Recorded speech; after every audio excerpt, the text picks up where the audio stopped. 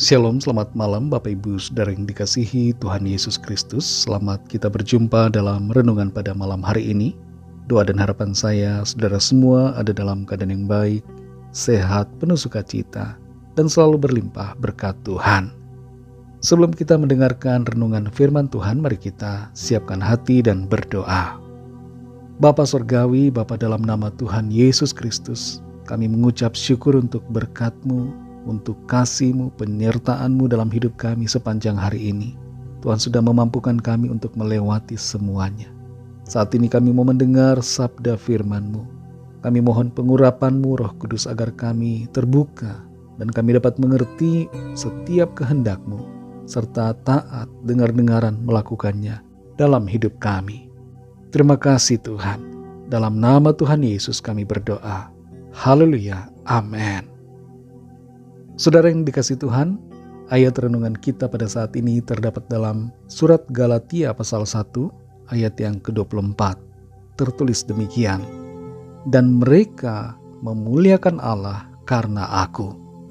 Sekali lagi saudara, dan mereka memuliakan Allah karena aku. Saudara yang dikasihi Tuhan, kehidupan Rasul Paulus setelah bertobat mengalami perubahan yang sangat drastis. Dulunya dia adalah seorang penganiaya jemaat.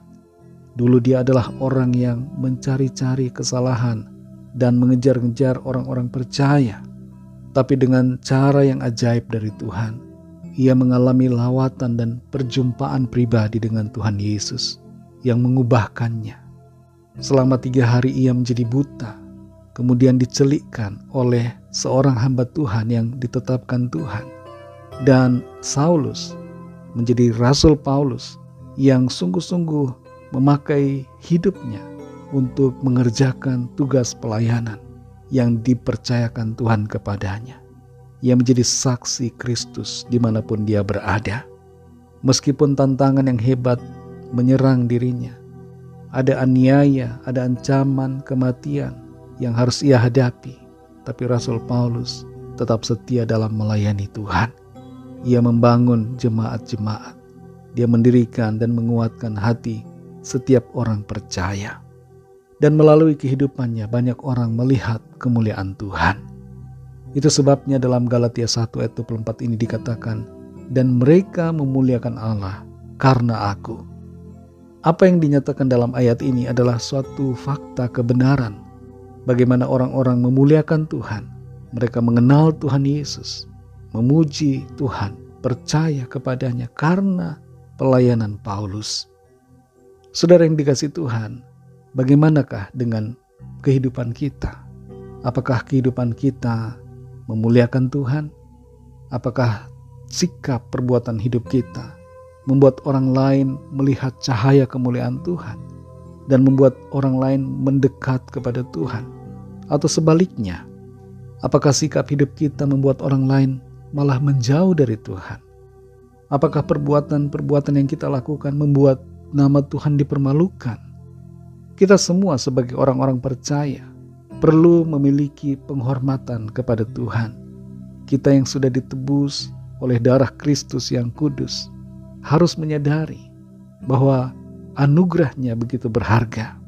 Dan karena karya kasih Tuhan, karya penebusan Tuhan, kita perlu hidup untuk memuliakan Tuhan. Kita sudah ditebus, kita sudah dibayar, sudah dibeli dengan lunas, dibayar dengan harga yang mahal, yaitu oleh darah Kristus. Kita ditebus, diselamatkan, dibenarkan, dianugerahi kehidupan kekal. Kita menjadi hamba-hamba Tuhan, menjadi anak-anak Allah yang hidup. Oleh karena itu kehidupan kita harus mencerminkan nilai-nilai surgawi. Dan dengan demikianlah maka hidup kita ini membawa hormat kemuliaan bagi nama Tuhan. Jangan sampai orang-orang di sekitar kita justru merasakan bahwa kita tidak ada bedanya sebelum dan sesudah kita menjadi percaya. Orang-orang yang pertama-tama harus merasakan perubahan itu adalah orang-orang di dalam rumah kita, keluarga kita. Merekalah yang harus dapat merasakan bagaimana cinta kasih kita kepada Tuhan, bagaimana iman kita kepada Tuhan Yesus membuat kita berubah menjadi pribadi yang mengasihi, dan hidup dalam nilai-nilai kebenaran. Saudara yang dikasihi Tuhan, jadilah inspirasi buat orang lain. Jalanilah hidup yang mulia, yang memotivasi orang lain untuk mencari Tuhan. Lakukanlah hal-hal yang baik, lakukanlah hal-hal yang benar. Kalau kita punya status sebagai student, sebagai pelajar, jadilah pelajar, jadilah mahasiswa yang jujur, yang mengasihi Tuhan dan yang menunjukkan sikap baik dalam studi kita. Kalau saudara adalah karyawan, pekerja, jadilah karyawan dan pekerja yang baik, yang memuliakan nama Tuhan. Kalau kita adalah seorang bisnismen, jadilah seorang bisnismen yang baik. Kalau kita dipercayakan Tuhan menjadi seorang pelayan Tuhan, jadilah pelayan Tuhan yang baik, yang memuliakan nama Tuhan. Jangan sampai justru kita mempermalukan nama Tuhan lewat pelayanan kita, karena sikap hidup kita yang mencoreng kemuliaannya. Kehidupan kita yang tidak seturut dengan firman-Nya. Mari saudara yang dikasihi Tuhan, hiduplah dalam kebenaran firman Tuhan. Muliakan Tuhan dalam hidup kita dengan cara hidup yang benar, yang seturut firman-Nya, sehingga Tuhan dimuliakan oleh orang-orang di sekitar kita, karena mereka melihat cara hidup kita yang baik, cara hidup kita yang berkenan di hadapan Tuhan. Kasih karunia Tuhan, Roh Kudus akan memampukan kita untuk hidup seturut kehendak-Nya. Mari kita berdoa. Terima kasih Tuhan Yesus, kami mengucap syukur untuk firman-Mu yang sudah kami dengar. Firman-Mu mengajar kami untuk hidup dalam kebenaran-Mu, sehingga dengan demikian nama Tuhan dipermuliakan. Orang-orang memuliakan Tuhan karena melihat cara hidup kami yang baik. Kami tidak mampu ya Tuhan dengan kekuatan kami sendiri. Karena itu tolong kami, pimpin kami Roh Kudus, sehingga kami dapat hidup seturut kehendak-Mu. Kami tidak mempermalukan nama-Mu dalam berbagai aspek di hidup kami, dalam profesi, pekerjaan, ataupun pelayanan kami. Kami sungguh-sungguh menjaga kehidupan kami berkenan di hadapan-Mu dan menjadi berkat kesaksian bagi sesama kami. Terima kasih Tuhan, mampukan kami, teguhkan kami selalu, agar kami tetap ada dalam jalur kebenaran firman-Mu. Terima kasih Tuhan. Sepanjang malam ini kembali kami akan beristirahat. Kami mohon berkat perlindungan Tuhan atas kami. Berikan kami tidur yang nyenyak malam ini, dan bangunkan kembali besok pagi dengan kekuatan yang baru. Kami berdoa bagi yang sakit dan yang sedang dalam pergumulan, agar tangan Tuhan menjamah, menyembuhkan yang sakit. Sakit apapun, sakit di bagian kepala, di bagian dada, sakit ginjal, sakit di bagian otot, di bagian kaki, saraf-saraf, kelainan darah, kelainan sel, Tuhan jamah dan sembuhkan dalam nama Tuhan Yesus.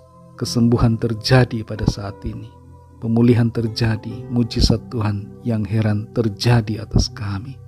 Terima kasih Tuhan, berikanlah jalan keluar-Mu yang ajaib atas setiap kami yang sedang dalam pergumulan dan persoalan. Segala rencana kami mau serahkan ke dalam tangan kasih-Mu. Biarlah Tuhan yang memimpin kami, dan rencana-Mu yang baik dan indah terjadi atas hidup kami. Berkatilah bangsa dan negara kami Indonesia, dan juga semua bangsa di dunia ini ya Tuhan. Berikanlah keamanan, kedamaian, dan kesejahteraan. Dan lawatlah setiap orang dari segala bangsa, supaya mereka membuka hati dan percaya kepadamu, menerima anugerah keselamatan. Kami serahkan semuanya ke dalam tangan kasih-Mu.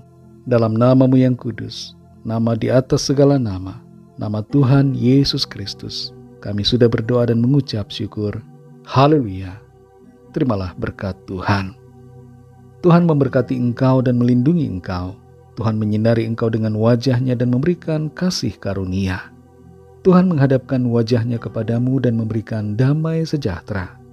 Berkat anugerah dari Bapa Surgawi, kasih karunia dari Tuhan Yesus Kristus, dalam persekutuan dengan Roh Kudus, menyertai kita semua sekarang ini dan sampai Maranatha, Tuhan Yesus datang kembali, dan bahkan sampai selama-lamanya. Dalam berkat nama Tuhan Yesus Kristus, haleluya, amin. Puji Tuhan, saudara yang dikasihi Tuhan, Saya percaya firman Tuhan menjadi berkat dan kekuatan buat saudara semua, dan Roh Kudus akan menolong saudara untuk lebih lagi memahami kebenaran firman Tuhan. Tuhan Yesus memberkati saudara semua. Sampai jumpa dalam renungan yang berikutnya. Haleluya!